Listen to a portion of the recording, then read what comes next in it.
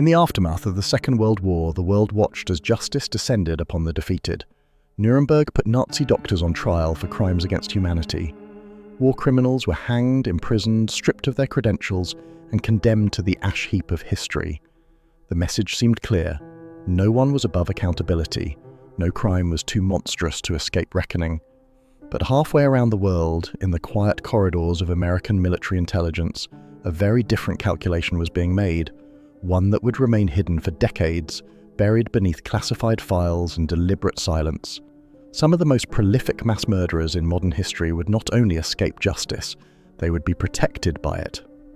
This is the story of Unit 731, and the deal that made sure most of the world would never truly know what happened inside its walls. To understand the magnitude of what was covered up, you first have to understand what was built. In 1932, in the puppet state of Manchukuo in northeastern China, the Imperial Japanese Army began constructing what it would publicly call a water purification and epidemic prevention unit. It was one of the great euphemisms of the 20th century. What rose from that frozen Manchurian ground was not a facility dedicated to saving lives, it was an industrial complex dedicated to ending them, systematically, scientifically, and without mercy. The man behind it was Shiro Ishii, a doctor, a visionary by his own reckoning, and a man whose ambitions had outgrown the ethical boundaries that constrain ordinary scientists. Ishii had long believed that biological warfare was the future of military power, and he had persuaded the Japanese military establishment to fund his vision on a scale that was almost incomprehensible. By the time Unit 731 reached its full operation, it sprawled across 6 square kilometers. It had its own rail line, its own airstrip, its own power plant, its own prison blocks. It employed over 3,000 personnel at its peak, and at its center, it held something it never officially acknowledged: human beings used as laboratory subjects, referred to internally not as patients, not as prisoners, but as maruta, logs, pieces of wood to be used and discarded. The prisoners came mostly from China, but also from the Soviet Union, Korea, and elsewhere across Asia. Some were soldiers captured on the battlefield. Others were civilians, resistance fighters, or simply people in the wrong place at the wrong time, swept up by the Kempei Tai, Japan's feared military police, and delivered to Pingfang with no trial, no sentence, and no possibility of release. Once you entered Unit 731, you did not leave. That was understood by everyone inside the compound, including the prisoners themselves, who reportedly called the facility the Hall of 100 Operations, because no one survived long enough to see 100 days. What happened to them inside defies easy summary, not because the record is incomplete, but because the record is almost too complete to absorb. Researchers infected prisoners with plague, cholera, typhoid, and anthrax, not to study treatments, but to measure lethality. They exposed subjects to frostbite, freezing limbs with cold water, and sub-zero temperatures to determine at what point tissue became irreparably damaged, and then attempted crude surgical repairs on conscious patients. They conducted live vivisections, surgeries without anesthesia, to examine organs in real time. They tested pressure chambers, centrifuges, and the limits of human physiology under conditions no ethics committee would have permitted anywhere in the civilized world. They manufactured biological weapons and tested them on prisoners in open fields, watching the results through binoculars. The scale of death is difficult to pin down precisely, because Unit 731 was meticulous about destroying its records in the final days of the war. Estimates of those killed within the facility itself range from 3,000 to over 12,000. But Ishii's program went beyond the walls of Pingfang. Biological weapons developed there were deployed against Chinese cities and villages throughout the late 1930s and early 1940s. Historians estimate that the plague, cholera, and typhoid campaigns unleashed by Unit 731 and its affiliated units may have killed hundreds of thousands of Chinese civilians. Some estimates reach into the millions when accounting for secondary spread. And yet, when the war ended, when American forces occupied Japan, and General Douglas MacArthur's administration began the work of post-war reconstruction and accountability, when the moment arrived that should have placed Ishii and his colleagues before a tribunal, something else happened entirely. American biological warfare researchers working with military intelligence made contact with Unit 731's surviving leadership. What they found astonished them. Ishii's program had produced an enormous body of experimental data that no American institution could ever ethically replicate, because replicating it would require doing to human beings what Unit 731 had done. The data covered frostbite thresholds, plague transmission vectors, bacterial weaponization techniques, and dozens of other categories that American researchers considered militarily and scientifically valuable. The negotiation that followed was not conducted loudly. There were no press releases. There were no congressional hearings. In classified exchanges between American intelligence officers, biological warfare researchers, and representatives of the Japanese government, a deal took shape: immunity from war crimes prosecution in exchange for the data. Ishii and his top researchers would not stand trial. They would not be named publicly.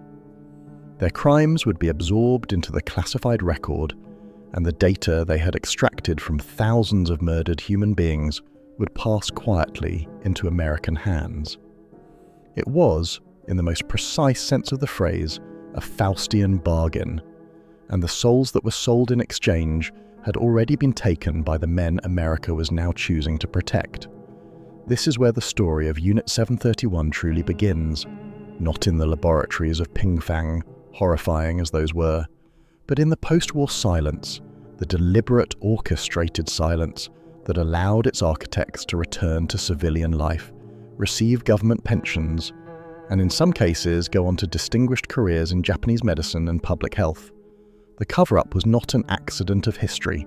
It was a decision made by identifiable people for identifiable reasons, and its consequences for the survivors, for historical memory, for the legal framework of international accountability would ripple forward for generations.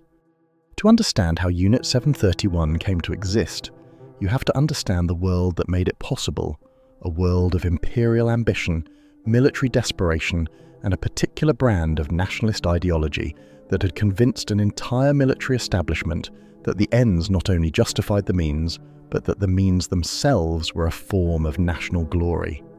By the late 1920s, Japan was a nation in tension with itself. Modernized at extraordinary speed following the Meiji Restoration of 1868, it had transformed within a single generation from a feudal society into an industrial power capable of defeating Russia in open warfare. It had colonies in Korea and Taiwan. It had economic interests stretching across Southeast Asia. It had a military culture that prized sacrifice, discipline, and expansion as civic virtues. But Japan was also an island nation with almost no natural resources, no oil, no iron ore, no rubber in meaningful quantities, entirely dependent on imports to fuel the industrial machine it had built. That dependency felt, to many in the military establishment, like a leash, and the place they looked to cut it was China. Manchuria, the vast northeastern region of China, was the jewel they had their eyes on longest. It was rich in coal and iron.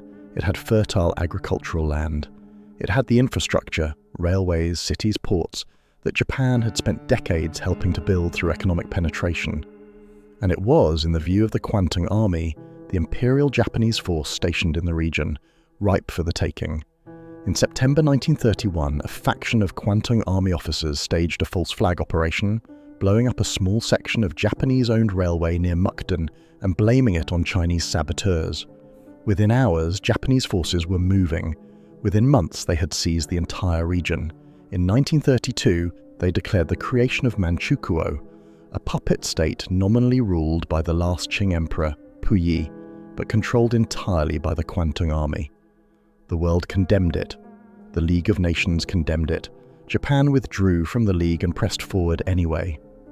It was into this context, this atmosphere of unchecked military ambition, of territory seized by force and governed without accountability, that Shiro Ishii arrived.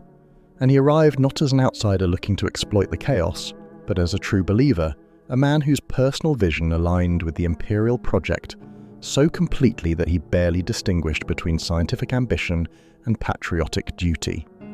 Ishii was born in 1892 in a rural village in Chiba Prefecture, the fourth son of a wealthy landowner. From an early age, those around him recognized something unusual in him. Not warmth, not empathy, but a ferocious and restless intelligence, an almost theatrical self-confidence, and an appetite for recognition that never seemed fully satisfied. He studied medicine at Kyoto Imperial University, one of Japan's most prestigious institutions, and graduated with distinction. He was charming when charm was useful, persuasive when persuasion was needed, and utterly relentless when he wanted something. The military saw a talented physician. Those who knew him better sometimes saw something colder beneath the surface, a man for whom other human beings were, at some fundamental level, instruments to be used. After completing his medical training, Ishii joined the Imperial Japanese Army as a military doctor. He was bright enough to be promoted rapidly and well-connected enough to cultivate the relationships that would eventually make him indispensable. But his defining intellectual turn came in the late 1920s, when he was sent on an extended tour of Europe and the United States, ostensibly to study developments in medical research and military medicine. What captured his attention more than anything else was the aftermath of the First World War, specifically the international revulsion that had followed the use of chemical and biological agents on the Western Front, and the 1925 Geneva Protocol, which banned the use of biological and chemical weapons in warfare. Most people read that treaty as a prohibition. Ishii read it as a revelation. If the major powers of the world had collectively agreed to outlaw biological warfare, he reasoned, then biological warfare must be extraordinarily powerful. You did not ban weapons that didn't matter. The very existence of the Geneva Protocol told him that germ warfare was potentially the most devastating military tool in human history, and that the nation that secretly developed it while others observed the treaty would possess an almost unlimited strategic advantage. He returned to Japan electrified, with a vision that he would spend the rest of his career trying to turn into reality. The challenge he faced was institutional. The Japanese military, like most militaries of the era, was dominated by men who believed in conventional warfare: infantry, artillery, naval power, the clash of armies on open ground.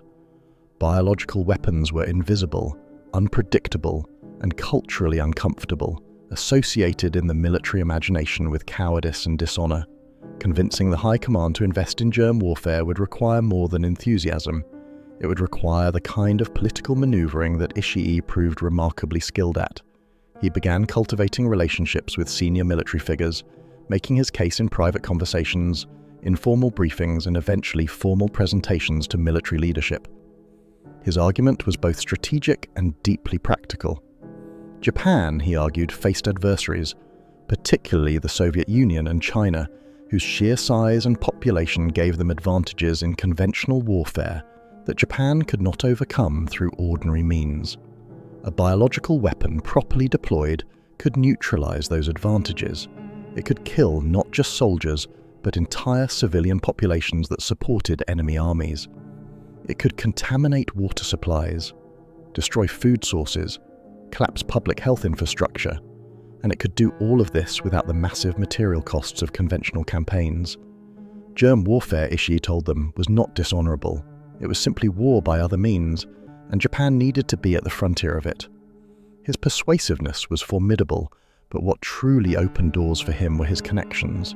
He had cultivated relationships with men close to the highest levels of the military and imperial government, and through those relationships, he managed to secure what most researchers could only dream of, not just funding, but operational independence, secrecy, and the implicit protection of the military establishment. By 1932, he had the authorization he needed to begin building his program in Manchuria. The location was not accidental. Manchukuo sat outside Japan's domestic legal jurisdiction. It was governed by the military, not by civilian courts. Oversight was minimal. And the population, Chinese, Korean, Russian, provided what Ishii's program would ultimately require most: human subjects. The facility he built on the outskirts of the small town of Jongma was his first, and it was deliberately modest by later standards. But its purpose was established from the beginning. Prisoners were brought in, experiments were conducted, the data was collected, analyzed, and used to refine the program's methods. When this initial facility was exposed by a prisoner revolt in 1934, Ishii did not retreat. He rebuilt, bigger and more securely, at a new location: Pingfang, south of Harbin, where the complex that would become Unit 731 in its final form rose from the Manchurian plain with official government support, an enormous annual budget, and the blessing of the Kwantung Army's highest command. To the outside world, the facility was registered as the Epidemic Prevention and Water Purification Department of the Kwantung Army. The name was almost elegant in its deception. It suggested not just harmlessness, but positive humanitarian purpose, an institution dedicated to protecting soldiers from disease. Supply manifests listed equipment in neutral terms. Personnel records describe researchers as physicians engaged in standard public health work. The railway spur that connected Pingfang to the main Harbin line was officially logged as a logistics supply route. The cover was thin enough to be seen through by anyone who looked closely, but no one with the power to intervene was looking. The Kwantung Army commanded the region. Tokyo was focused elsewhere. International observers had no access. And inside those walls, dressed in white lab coats and surgical masks, the architects of one of history's most systematic atrocities went quietly to work, protected by distance, by secrecy, by the indifference of power, and by the simple fact that what they were doing was too monstrous for most people to imagine anyone actually doing. But it was happening. Every day, behind those walls, it was happening. There is a particular kind of horror that lives not in chaos, but in order. Not in the frenzied violence of a battlefield, but in the quiet, deliberate, administrative horror of a system that has taken something unspeakable and made it routine. Unit 731 was that kind of horror. It did not look, from the inside, like a place where atrocities were committed. It looked like a place where work was done, carefully, methodically, with paperwork and schedules and institutional hierarchies and staff canteens and recreation facilities and all the ordinary apparatus of a functioning military scientific installation. That was perhaps the most disturbing thing about it. The banality was not incidental to the evil. It was the mechanism through which the evil was sustained. The Pingfang complex, as it existed at its operational peak in the late 1930s and early 1940s, was not a single building or even a cluster of buildings. It was a small city. It covered approximately 6 square kilometers of flat Manchurian farmland south of Harbin, enclosed within a perimeter of high concrete walls topped with electrified barbed wire. Within those walls there were more than 150 buildings of varying size and purpose.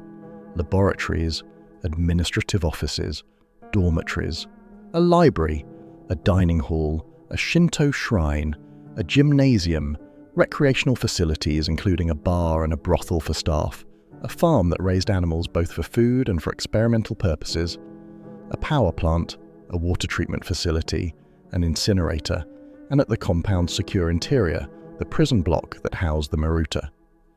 To reach Pingfang from Harbin, you travelled south by the dedicated rail spur that connected the compound to the main line.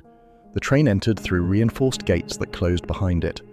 Passengers stepping off inside the compound entered what felt, in many respects, like a military base that happened to have an unusually large number of laboratory buildings. Researchers moved between facilities in white coats. Administrative staff processed paperwork. Supply deliveries arrived and were logged. The rhythms of institutional life proceeded with the kind of unremarkable regularity that allows people to go home at the end of a shift, eat dinner, and sleep soundly. The staff numbered, at peak operation, somewhere between 3,000 and 10,000 individuals, depending on how you count the affiliated units and support personnel spread across the wider network of facilities that answered to Ishii's command structure. At the Pingfang compound itself, the core research and administrative staff numbered in the thousands. They came from Japan's best universities: Kyoto, Tokyo, Osaka. They were physicians, bacteriologists, pathologists, epidemiologists, pharmacologists, surgeons. Many had legitimate academic credentials and had published respectable research in peer-reviewed journals before joining the unit. Some had been recruited directly from university programs by Ishii or his lieutenants, drawn by the promise of access to research opportunities unavailable anywhere else, the prestige of military scientific service, and in some cases generous financial incentives and accelerated career advancement. After the war, a significant number would return to civilian life and resume distinguished academic and medical careers. their wartime activities unknown to their colleagues, their students, and the public. The organizational structure of Unit 731 was elaborate and deliberately compartmentalized. There were divisions dedicated to different categories of research. Division 1 handled plague and bacterial research. Division 2 focused on field deployment of biological weapons. Division 3 produced the shells and delivery systems for those weapons. Division 4 manufactured bacteria in industrial quantities, and additional divisions handled water supply, supply logistics, training, and administrative functions. The compartmentalization was partly practical. Different teams needed different resources and security protocols, and partly psychological. If each researcher saw only his own corner of the operation, the full picture of what the complex was doing remained partially obscured even from those who were participating in it. A bacteriologist culturing plague strains might tell himself that his work was research. A manufacturing technician producing ceramic bomb casings might tell himself he was simply fulfilling a production quota. The architecture of the institution was designed to distribute moral responsibility so widely that it became for many who worked there almost invisible. At the center of this architecture, physically and conceptually, was the prison block. Known internally by the Japanese term Seven Togo, or referred to in documents simply as the Special Materials Facility, it was a reinforced concrete structure within the most secure zone of the compound, accessible only to personnel with the highest clearance. It contained hundreds of individual cells. Estimates vary, but the facility appears to have been capable of holding several hundred prisoners at any given time, with a constant rotation as subjects died and new ones were delivered. The cells were small, concrete-walled, equipped with a sleeping platform and minimal sanitation. Prisoners were fed enough to keep them alive and functional for experimental purposes, not out of any concern for their welfare, but because a severely malnourished subject produced unreliable experimental data. Warmth, in the Manchurian winters that regularly drove temperatures to minus 30 degrees Celsius, was rationed and inconsistent. The prisoners were given numbers. They were not referred to by name in any official documentation. And they were referred to by a word that, when you understand its meaning, reveals with brutal clarity how the researchers thought about the people they were experimenting on. That word was maruta. In Japanese, maruta means logs, pieces of wood. The cover story, apparently used for the benefit of local civilian workers and supply personnel who might ask questions, was that the facility processed lumber. The prisoners were the logs. The cover story was also, in the most chilling possible way, a description of how the researchers regarded them, not as human beings with names and families and histories and rights, but as raw material, inert, replaceable, to be processed. The selection of who became Maruta was handled through a system that connected Unit 731 to the broader infrastructure of Japanese military occupation across Manchuria and northern China. The Kempei Tai, the military police, served as the primary supplier, delivering prisoners who had been arrested as suspected spies, resistance fighters, anti-Japanese agitators, or simply civilians caught in the wrong place during a sweep. Some were Soviet citizens captured near the Manchurian border.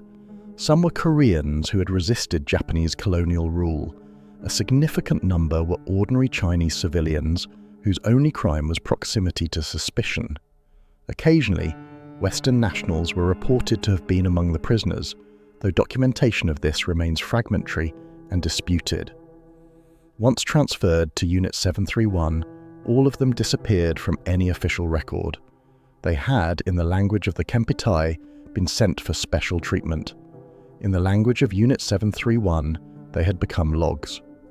The experiments they endured were not random or improvisational. They were designed, reviewed, approved through an institutional process, and documented with the meticulous precision of legitimate scientific inquiry. Researchers wrote proposals. Results were recorded in standardized formats. Data was compiled, analyzed, and reported upward through the command structure. The entire apparatus of scientific method was applied. Hypothesis, methodology, controlled conditions, data collection, to acts that included infecting conscious human beings with bubonic plague and measuring the progression of their deaths, amputating limbs without anesthesia to study blood loss and shock, exposing prisoners to sub-zero temperatures until their flesh froze solid, and then attempting various rewarming techniques to identify which caused the least irreversible tissue damage, placing subjects in pressure chambers and increasing atmospheric pressure until their bodies ruptured, and performing live dissections, vivisections, on conscious patients to examine organs in their living state, because researchers believed that chemical fixatives used in standard post-mortem procedures altered tissue characteristics. The results of these experiments were written up in research papers. Some of those papers were presented at academic conferences within Japan during the war, under anonymized or disguised descriptions of the data's origins.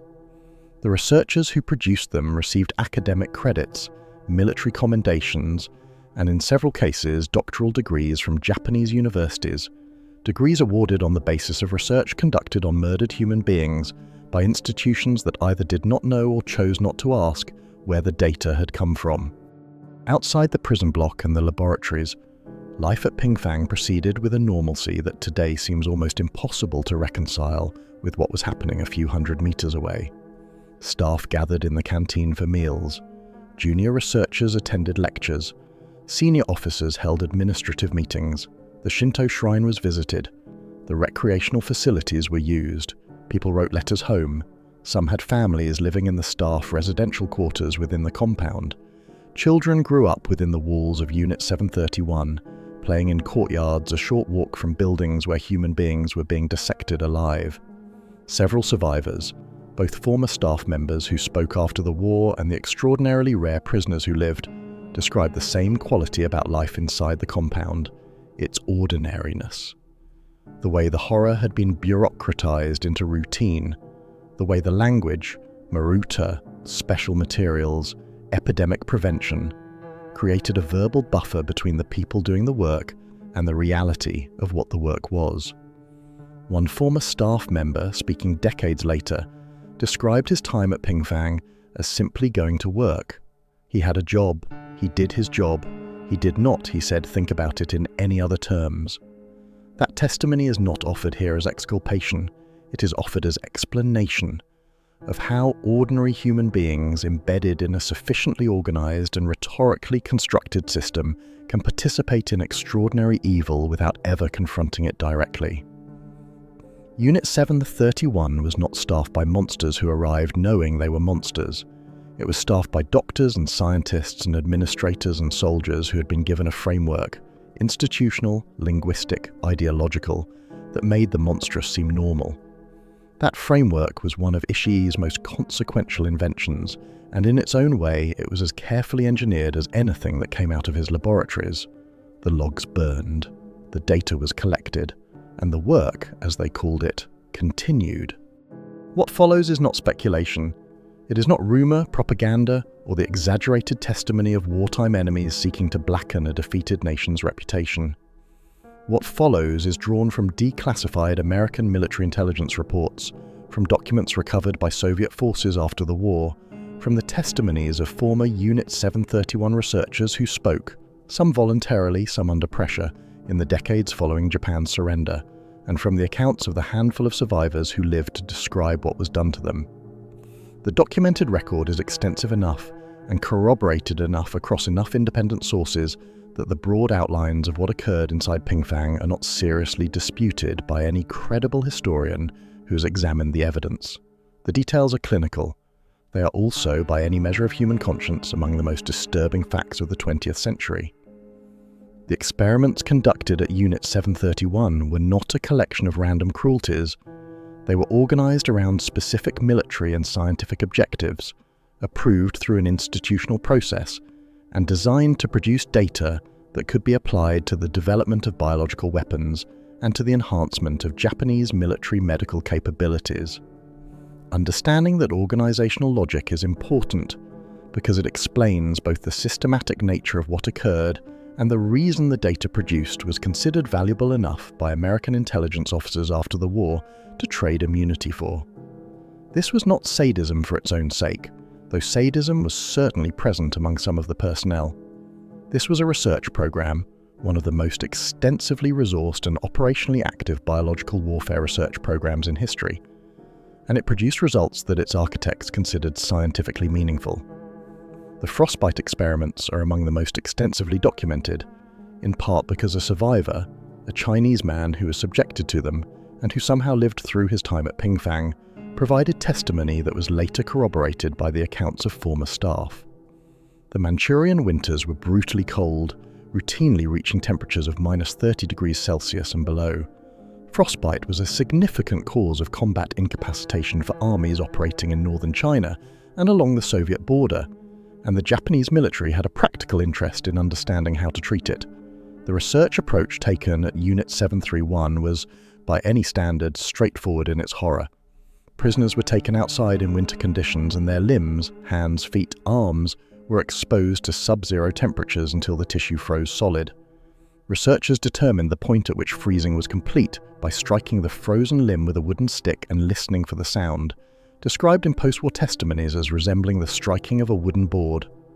Once the limb was confirmed frozen, various rewarming methods were tested: immersion in water of different temperatures, exposure to open flame, leaving the limb to thaw at room temperature to determine which caused the least additional tissue damage. Subjects endured this process repeatedly. Limbs that became gangrenous were amputated, again typically without anesthesia, and the subject was then used in subsequent experiments on the remaining limbs or transferred to other research divisions. The data produced was compiled into detailed reports on frostbite progression and treatment that Japanese military medical officers used in the field. The plague experiments were central to Unit 731's core mission. Ishii's program was, at its heart, a biological weapons development program, and bubonic plague, caused by the bacterium Yersinia pestis, and historically capable of killing vast numbers of people with terrifying speed, was among the most promising candidates for weaponization that his researchers studied. Prisoners were infected with plague through multiple methods: direct injection, exposure to infected fleas, and consumption of contaminated food and water, to study transmission vectors, disease progression, and lethality rates under different conditions. The progression of the disease in infected subjects was monitored and recorded in detail. The onset of fever, the appearance of the characteristic buboes, the progression to septicemic and pneumonic forms, the timeline to death. Researchers also studied the immune responses of subjects who showed resistance to infection, and some subjects were deliberately infected multiple times with different strains to study cross-immunity. The manufacturing division of the complex was producing plague-infected fleas in quantities that, at peak production, numbered in the hundreds of millions, intended for deployment in ceramic bomb casings, a delivery system Ishii's team developed specifically to keep the fleas alive through the impact of the bomb's landing. The Vivisections, live surgeries conducted on conscious prisoners, are among the hardest elements of the documented record to approach, and among the most consistently reported by former staff who spoke after the war. The standard account, corroborated by multiple independent sources, is that vivisections were conducted to examine organs and tissue in their living state on the grounds that standard post-mortem procedures using chemical fixatives altered tissue characteristics in ways that compromised research data. Prisoners were anesthetized for some procedures, not out of humanitarian concern, but because some experiments required subjects to remain still and fully conscious for others. Former researchers described removing organs from living subjects, examining the functioning cardiovascular system, studying the progression of disease in living tissue in real time, and in some cases conducting surgical procedures specifically to understand how the human body responded to various forms of trauma while still alive. Subjects did not survive vivisection. The procedure itself was the terminal event, and the body was subsequently disposed of, typically incinerated in the facility's crematorium, which operated continuously throughout the compound's years of active operation.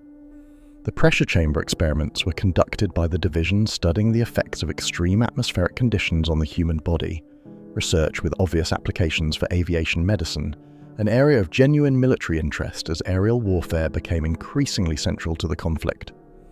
Prisoners were placed inside sealed chambers and subjected to rapidly increasing atmospheric pressure to study the physiological effects of pressure changes on various organ systems. Testimony from former staff describes the effects on subjects as the pressure reached extreme levels, the rupturing of eardrums, the hemorrhaging of blood vessels, the prolapse of organs through body cavities under the pressure differential. The point of death and the specific physiological mechanisms that caused it were carefully recorded. The same chambers were also used to study the effects of sudden decompression, rapid pressure drops that caused dissolved gases in the bloodstream to form bubbles, producing the condition known as decompression sickness, or the bends. The research produced data on human physiological tolerance to pressure extremes that had direct applications for Japanese military aviation and submarine programs. Cholera, typhoid, dysentery, and anthrax were among the other pathogens studied extensively at Pingfang. The methodology was consistent across different disease agents, controlled infection of prisoners through various exposure routes, detailed monitoring of disease progression, study of treatment responses, and systematic documentation of lethality. The cholera experiments in particular produced data on the infectious dose required to cause disease through contaminated water supplies, information with direct applications for the weaponization of water sources, a tactic that Unit 731's affiliated units did deploy against Chinese villages during the war. Typhoid was studied both for its direct lethality and for its capacity to incapacitate populations, and researchers developed strains of particular virulence through selective cultivation using human subjects as the cultivation medium. The weapons testing conducted at Unit 731 extended beyond the laboratory walls. At a testing range near the town of Antar, located roughly 150 kilometers south of Pingfang, Unit 731 conducted open-air experiments in which biological weapons were tested on live human subjects under field conditions. Prisoners were transported to the testing range, restrained in the open field, sometimes tied to stakes, sometimes placed inside structures that could be observed from a safe distance, and exposed to the detonation of biological weapon delivery systems. The ceramic bomb casings containing plague-infected fleas, artillery shells loaded with anthrax spores, and aerosol dispersal devices developed to release bacterial agents over wide areas. Researchers observed from a distance wearing protective gear and subsequently examined the subjects, those who survived the initial detonation, to document the onset and progression of infection. The testing range at Antar was one of several field sites used by Unit 731's affiliated units across Manchuria and northern China, and the data produced there was incorporated into the operational planning for biological weapons deployment against Chinese civilian and military targets. The scale of human experimentation at Pingfang alone, setting aside the affiliated units and the field deployments, is estimated by historians to have resulted in the deaths of between 3,000 and 12,000 individuals over the facility's operational life. The range reflects the deliberate destruction of records in the facility's final days, not uncertainty about whether the deaths occurred. Every prisoner who entered the Pingfang complex is believed to have died there or been killed upon its closure. There are no known cases of a prisoner completing their time at Unit 731 and being released. The facility did not release people, it processed them. What makes the documented record particularly important, beyond its role as historical testimony to the victims, is what it reveals about the nature of the men who conducted the research. The former staff members who spoke after the war, most of them decades later, many in the final years of their lives, consistently described the same psychological mechanisms: compartmentalization, the numbing effect of routine, the linguistic buffer of the Maruta terminology, the institutional validation provided by the research framework. Several described a moment, sometimes early in their time at Pingfang, sometimes later, when they understood fully what the compound was doing and chose to continue. Not because they were forced to, though the military hierarchy provided strong coercive incentives, but because the research was interesting, the career advancement was real, the institutional culture made it easier to continue than to object, and the people in the cells had been so thoroughly stripped of their humanity by the language, by the procedures, by the physical separation of the prison block from the rest of the compound, that the psychological cost of continuing was, for many, genuinely manageable. That is the clinical horror of the documented record. Not just what was done, but the ordinariness of those who did it. the careers they had before, the careers they returned to after, the degrees they earned, the papers they published, the students they taught. The gap between the laboratory at Pingfang and the lecture hall in post-war Tokyo or Osaka or Kyoto was not as wide as we need it to be. That gap is the most unsettling thing the documented record of Unit 731 asks us to confront, and it is a question that the post-war cover-up ensured most of the world would never have to answer. There is a tendency, when confronting the history of Unit 731, to locate the horror entirely within the walls of the Pingfang compound, in the prison block, in the surgical rooms, in the pressure chambers and the freezing courtyards. That tendency is understandable.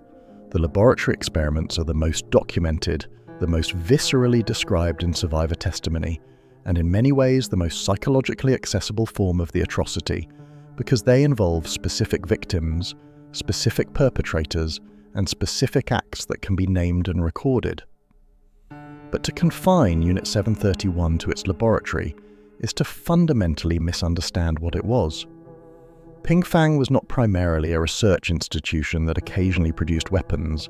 It was a weapons program that used a research institution as its engine, and the weapons it produced were used, not in experiments, not in tests, but in actual military operations against actual civilian populations, on a scale that transforms Unit 731 from a war crime committed against thousands into a public health catastrophe visited upon hundreds of thousands and possibly millions.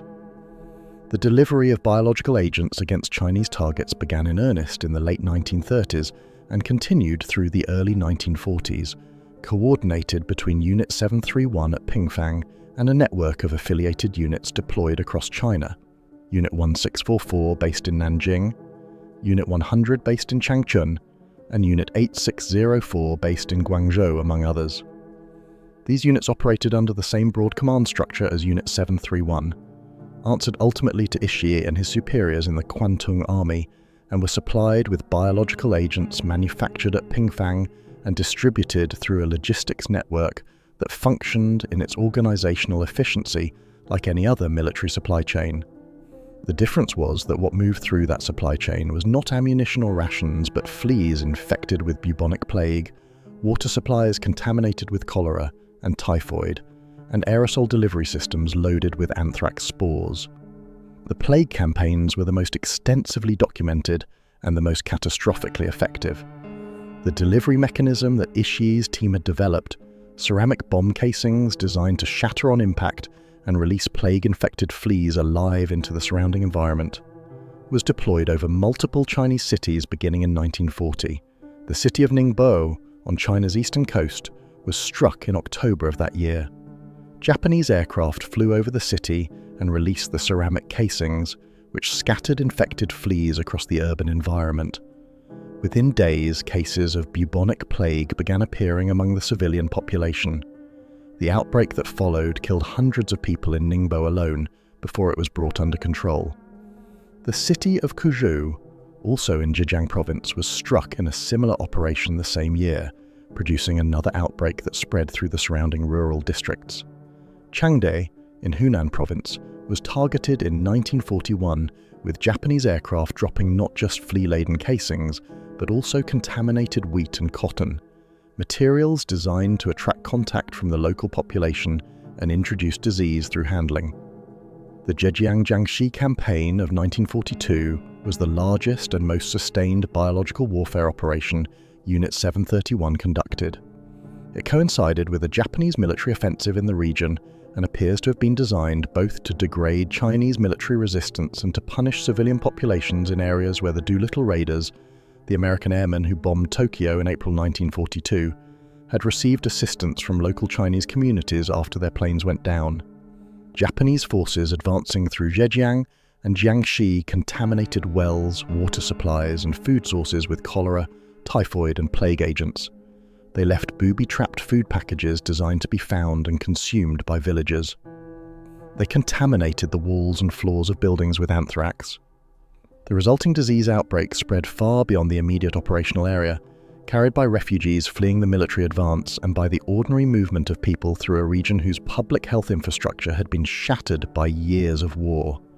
Epidemiological studies conducted by Chinese and Japanese researchers after the war estimated that the Zhejiang Jiangxi campaign may have caused more than 250,000 deaths from disease, a figure that continues to be debated, but that reflects the documented reality of massive plague, cholera, and typhoid outbreaks in the affected areas during and after the campaign. In a grim historical irony, the biological weapons deployed against Chinese civilians also killed a significant number of Japanese soldiers. The plague and cholera agents released into the environment did not distinguish between the populations they infected, and Japanese military units advancing through contaminated areas suffered outbreak casualties that their own medical records, later recovered and analysed, attributed to the biological operations conducted in the same zones. Estimates suggest that at least 1,700 Japanese soldiers died as a direct result of exposure to biological agents deployed by their own military. It was a failure of operational control that Ishii's program was aware of and attempted to account for in subsequent operations, but never fully resolved, because the fundamental nature of biological agents, their capacity for secondary spread, their indifference to political or military boundaries, made containment inherently unreliable. The field experiments on prisoners of war extended Unit 731's human experimentation beyond the walls of Pingfang in a different sense, not through biological weapons deployment, but through the direct use of captured enemy soldiers as experimental subjects at field sites across occupied China.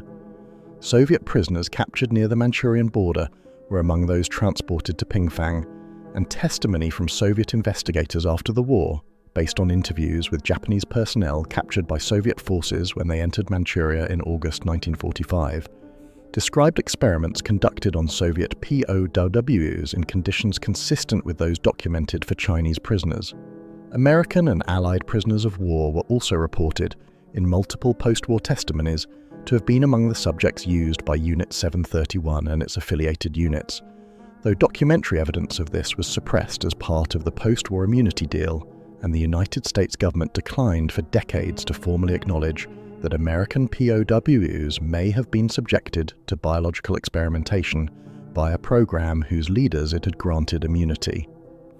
The most audacious and, in retrospect, the most revealing of Unit 731's operational plans was one that was never executed, but whose existence alone speaks to the scale of what Ishii's program had become.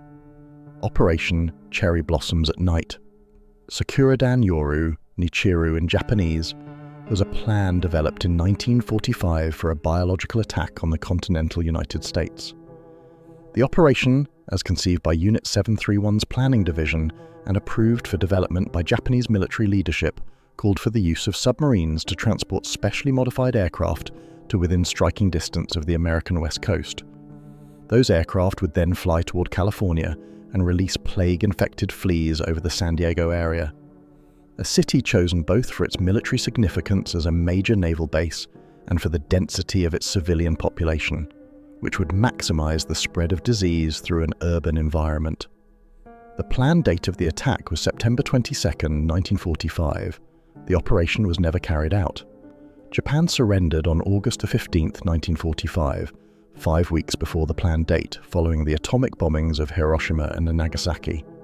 But the plan's existence, documented in Japanese military records recovered after the war and in the testimonies of officers involved in its development, is historically significant for several reasons.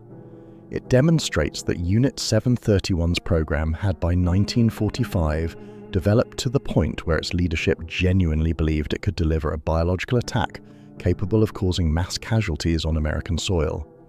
It demonstrates that the Japanese military high command, despite its awareness of the international legal prohibitions on biological warfare, had authorized the development of an offensive biological attack on a civilian population.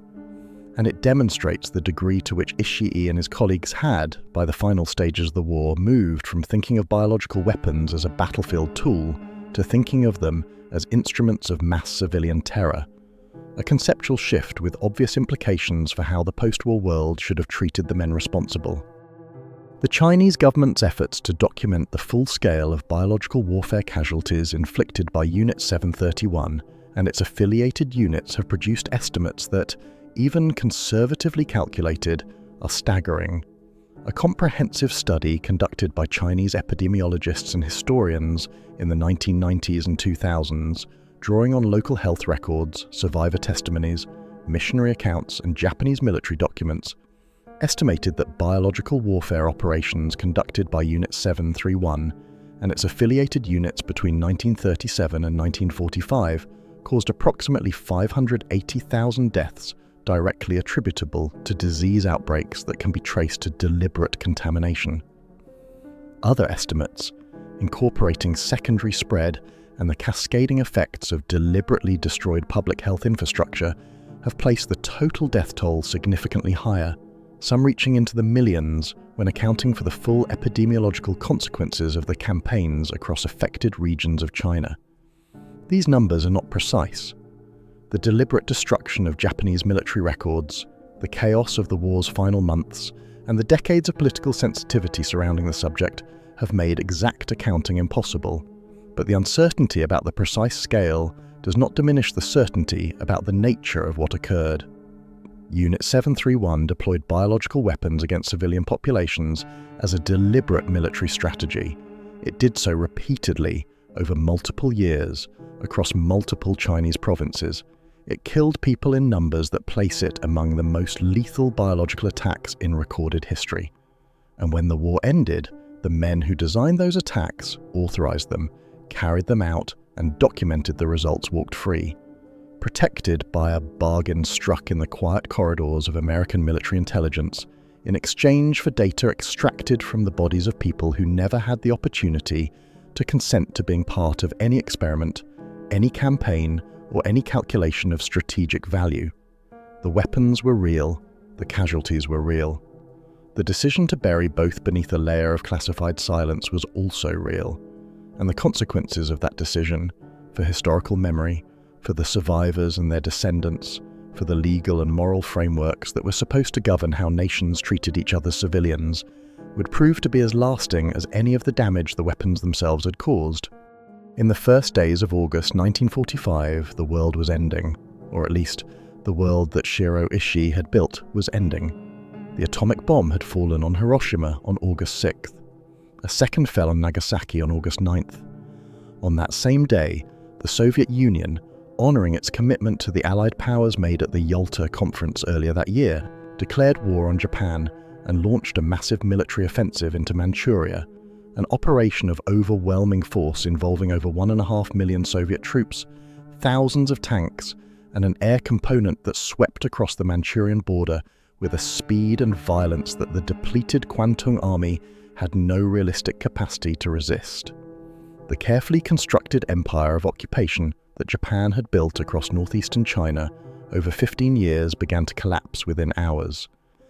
And at Pingfang, south of Harbin, the men who ran Unit 731 understood immediately and with absolute clarity what the Soviet advance meant for them. It meant that everything had to disappear. The order to begin demolition and erasure came from Ishii himself, coordinated with the Kwantung Army Command, and it was executed with the same methodical efficiency that had characterized the facility's operation. The priority was the destruction of evidence, not just physical evidence, but human evidence. The prisoners still held in the facility's cells at the time of the Soviet advance presented the most immediate problem. They were witnesses. They had seen the interior of the compound. They had experienced its procedures. They could, if they survived and were found by Soviet forces, provide testimony that would be both credible and devastating. The decision made about what to do with them was consistent with everything Unit 731 had always stood for. They were killed. The precise methods used varied according to what was available and expedient in the chaos of the facility's final days. Prisoners were reportedly gassed, shot, or infected with lethal doses of biological agents and left to die as the demolition crews worked around them. No prisoner held at Pingfang at the time of the facility's closure is known to have survived. The physical destruction of the compound proceeded in stages. The most sensitive laboratory buildings, those containing the experimental equipment, the specimen collections, the culture libraries, and the specialized infrastructure of biological weapons production, were dynamited. The explosions that tore through the Pingfang complex in those August days were heard by local Chinese and Manchurian residents who had lived for years in the shadow of the facility without knowing precisely what occurred inside it. The incinerators, which had operated continuously throughout the facility's active years to dispose of the remains of experimental subjects, were now used for a different purpose: burning documents. Researchers and administrative staff fed years of records into the flames: experiment logs, data compilations, research papers, prisoner intake records, supply manifests, personnel files, the meticulous bureaucratic output of an institution that had documented its own atrocities with scientific thoroughness and was now consuming that documentation as methodically as it had produced it. The burning was not complete. It could not be, given the volume of material and the speed with which the facility needed to be evacuated. Some documents survived because they were physically removed from the compound by departing staff who took their own research with them, either because they intended to continue the work, because they feared the materials might be needed for post-war negotiations, or simply because the chaos of evacuation made systematic destruction impossible. Some survived because they were stored in locations that the demolition teams did not reach before Soviet forces arrived in the area. Some survived in the form of materials that had already been transferred to Japan, to other affiliated units, or to other military or academic institutions during the facility's operational years. The Soviets, when they eventually reached Pingfang, found a landscape of rubble and ash, but not a completely empty record. To understand the American bargain, you have to understand the world in which it was made, not to excuse it, but because the decision did not emerge from a vacuum of pure cynicism. It emerged from a specific historical moment, a specific institutional culture, and a specific set of strategic pressures that, when laid out in full, reveal something important not just about what happened with Unit 731, but about how nations make moral calculations when power and survival feel like they are at stake. Understanding that context is not the same as accepting it. It is rather the necessary precondition for judging it accurately, which is the only form of judgment that history deserves. The autumn of 1945 was unlike any moment that had preceded it in human experience. 2 atomic bombs had demonstrated, with horrifying clarity, that industrial civilization had developed the capacity to destroy itself. The Allied powers that had fought together against fascism were already fracturing along the fault lines of ideology and geopolitical interest that would define the Cold War. The Soviet Union, which had entered the Pacific War in its final days, had swept through Manchuria with a military force that revealed the scale of its conventional power in Asia. American military planners, adjusting rapidly from the strategic calculus of the war just ended to the strategic calculus of the competition just beginning, were acutely aware that the Soviet Union was pursuing every avenue of technological and intelligence advantage available to it, including, specifically, the capture of Japanese biological and chemical warfare knowledge from the personnel and facilities it had overrun in Manchuria. It was in this context that the question of Unit 731 arrived on the desks of American military intelligence officers in occupied Tokyo, not as a moral question, though it was certainly that, but as a strategic problem requiring a strategic solution. The men making the relevant decisions were not, for the most part, indifferent to the moral dimensions of what they were considering. The internal memoranda and communications that have been declassified over the decades since, many of them released only as a result of sustained pressure from researchers, journalists, and congressional investigators, reveal an awareness of the ethical problem that makes the ultimate decision more disturbing, not less. These were not men who failed to see the moral issue. They saw it, acknowledged it in their internal communications, and then set it aside. The key figures on the American side were Norbert Fell, the biological warfare specialist who conducted the initial interviews with former Unit 731 personnel in late 1945, and Edwin Hill, the chief of basic sciences at Fort Detrick, the United States Army's Biological Warfare Research Center in Maryland, who traveled to Japan in 1947 to conduct a comprehensive assessment of the Unit 731 data and make a formal recommendation about its value. Hill's report, submitted in December 1947, was direct about both dimensions of what he was evaluating. The data, he wrote, was of significant scientific value. It represented human experimental work that could not be duplicated in the United States because of ethical constraints on human experimentation, and it covered areas of biological warfare research that American programs had not been able to investigate through animal experiments alone. He recommended that the data be obtained in exchange for immunity guarantees and that the arrangement be kept secret. The phrase that appears in Hill's report, and in related communications from the period, that has become most historically significant is the acknowledgement that the data was obtained through methods that would be considered unacceptable under American ethical standards, paired with the argument that since the methods had already been used and the data already obtained, securing it for American use would not constitute additional harm. This argument, that the irreversibility of a crime can function as a justification for benefiting from its fruits, was the moral hinge on which the entire deal turned. It is also, as legal scholars and bioethicists have noted in the decades since, a profoundly dangerous principle because it applies with equal logical force to virtually any atrocity that produces useful information.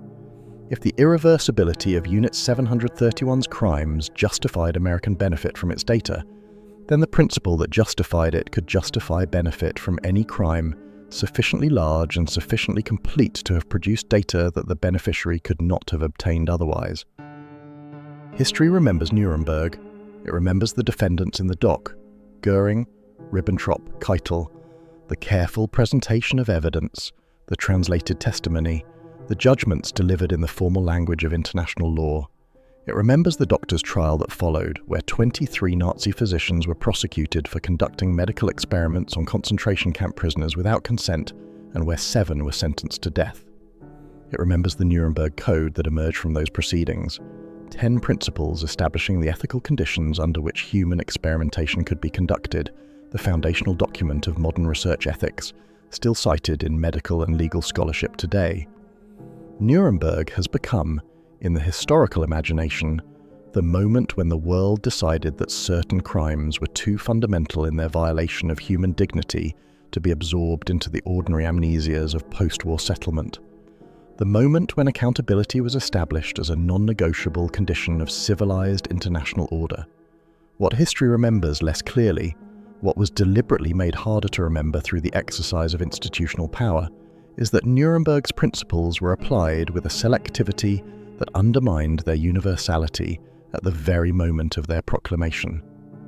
While Nazi doctors were being prosecuted in Germany for conducting medical experiments on prisoners without consent, the men who had conducted far more extensive medical experiments on far more prisoners in Manchuria were sitting in their homes in Japan, protected by a classified arrangement with the government of the nation most publicly committed to the Nuremberg principles.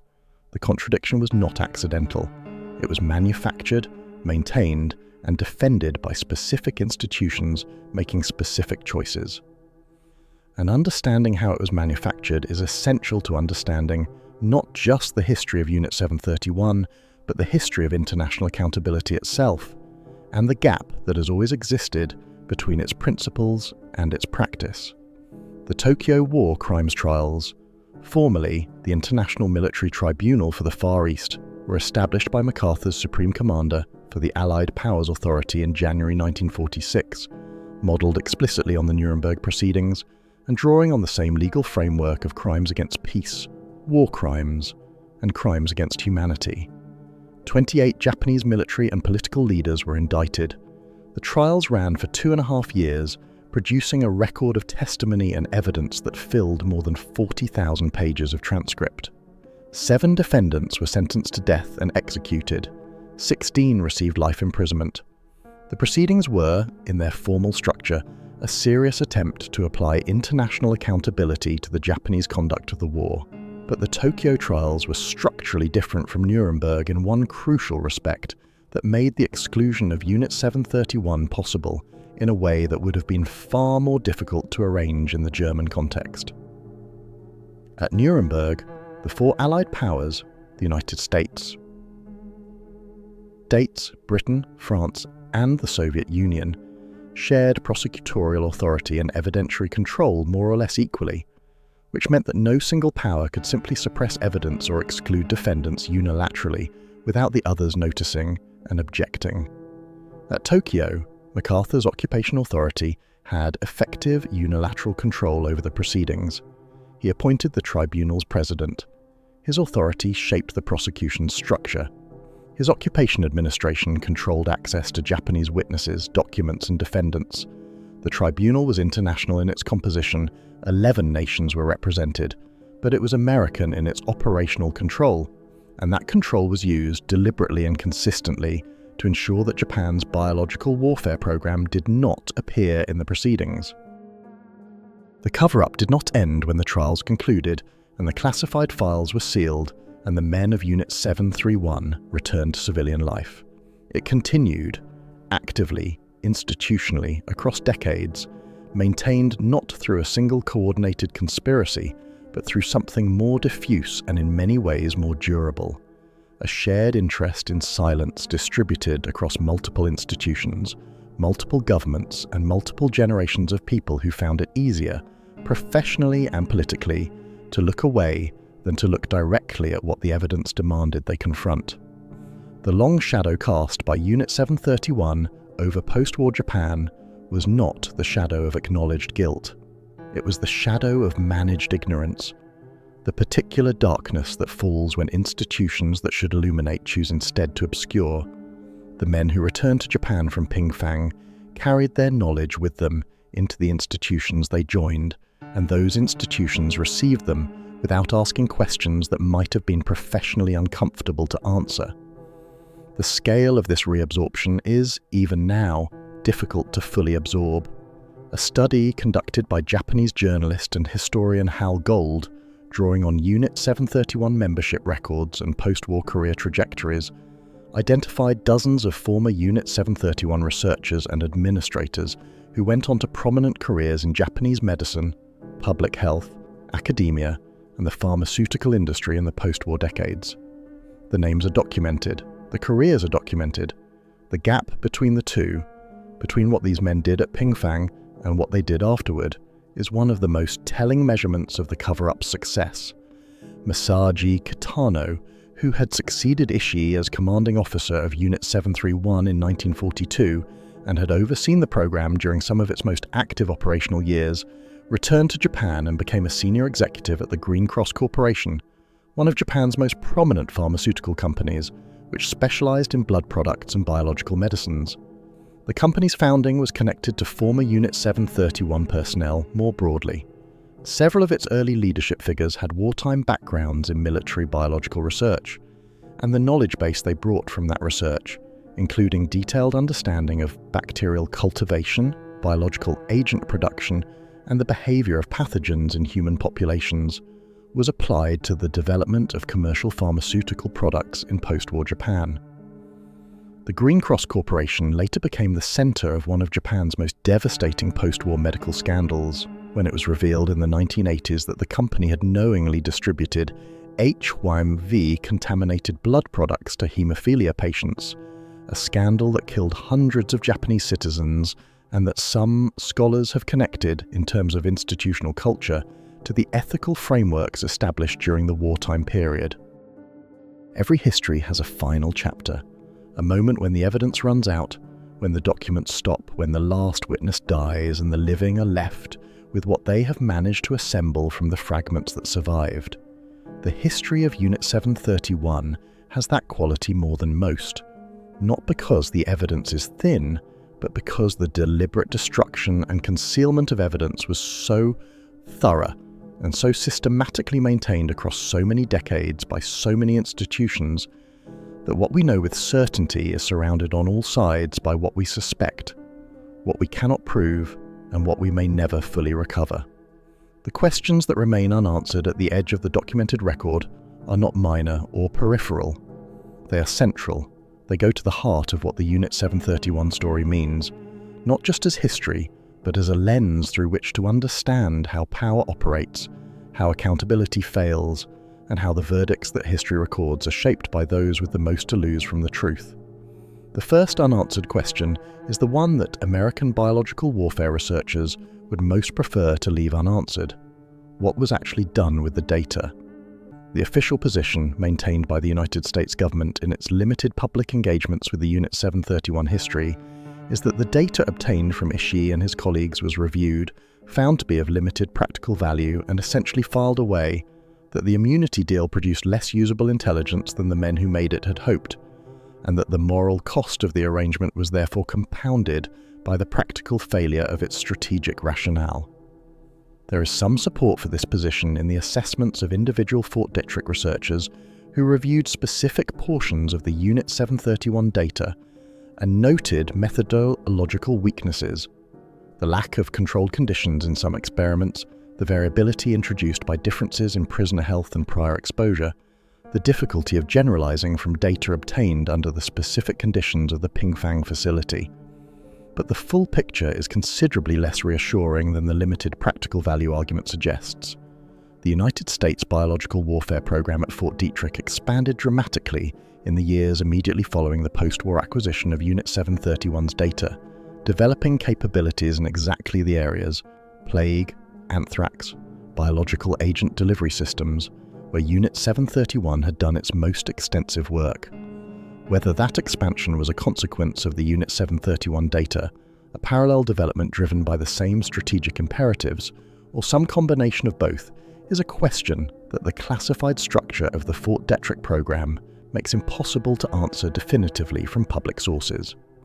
What is known is that the American biological warfare program, drawing on Fort Detrick's research, developed and stockpiled biological weapons throughout the 1950s and 1960s, weapons that President Nixon unilaterally ordered destroyed in 1969 and 1970, when the United States renounced offensive biological warfare as a matter of policy. The connection between what was learned from Ishii's program and what was built at Fort Detrick remains, in its specifics, classified or lost, a gap in the documentary record that is itself a form of answer, even if it is not the form that accountability requires. That is the question justice left unanswered. Not a question about what happened, the evidence is clear enough about that, but a question about what we are willing to do with what we know, about whether knowledge, without the will to act on it, constitutes anything more than informed complicity, about whether the principles proclaimed at Nuremberg mean anything when the same generation that proclaimed them decided, in a quiet office in occupied Tokyo, that they applied everywhere except where they were inconvenient. If you made it to the end of this chapter, this series, this history, thank you, genuinely. This is not easy material to sit with. It was not easy to research, not easy to write, and I know it is not easy to watch. But these are exactly the stories that need to be told, the ones that power tried to bury, the ones that the official record was shaped to exclude, the ones where the gap between what was proclaimed and what was practiced is so large that confronting it changes how you see everything around it. If this series meant something to you, if it made you think differently about how history is written, about who gets to be a victim worth acknowledging, about what accountability actually requires, then please share it. Not for the numbers, but because the people who deserve to have this history known are counting on those of us who know it to make sure it travels further than the reach of those who tried to suppress it. Subscribe if you haven't already. Leave a comment. Genuinely, I read them. And on a series like this one, your responses matter more than you might think. And if you want to go deeper into the buried histories that official accounts leave out, check out the other channel. The link is in the description, where we go further into the cases that power tried hardest to make us forget. The logs had names. Remember that.